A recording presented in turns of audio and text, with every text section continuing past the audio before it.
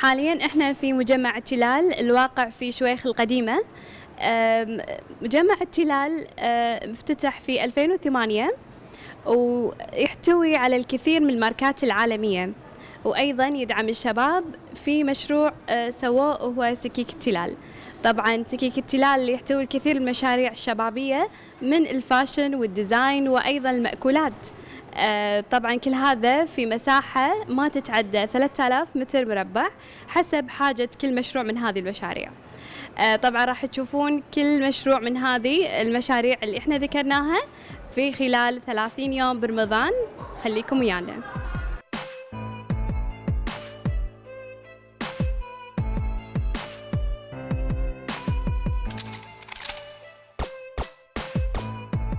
حاليا احنا في مجمع التلال في لعبة مايند ميز.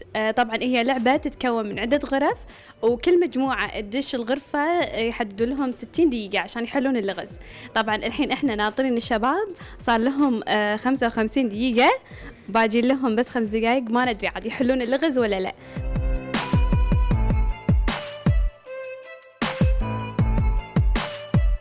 لا حلوة اللعبة. شنو من انتم؟ ايش السالفة؟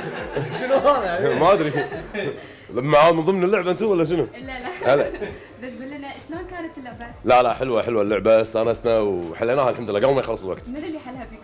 كلنا، ما في واحد فينا ما حل شيء، يعني كل واحد فينا حل شغلة. انزين، انتم مستانسين ان اللعبة هذه موجودة بالتلال ولا ودكم انها تكون مجمعة؟ لا حلو، موقعها حلو التلال، واي وايد حلو، من البحر سيده دش التلال على طول سهل. الله يعافيك.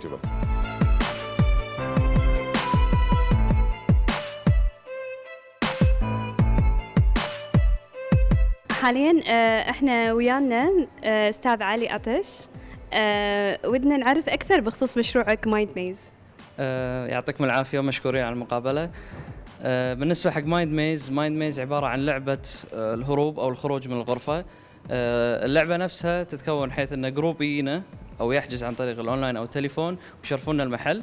الفكره ان هالمجموعه من الاشخاص سواء كانوا اصدقاء او عائله ينقون واحدة من الغرف، والفكرة أن يدخلون الغرفة ولازم يطلعون روحهم 60 دقيقة، سواء عن طريق حل الغاز، حل خلينا نقول فك الرموز اللي داخل الغرف. طبعا بالنسبة حق شو اللي يستخدمونه وشو اللي لا، طبعا لازم يشوفون داخل الغرفة. هي كل غرفة لها ثيم معين ولا كلها؟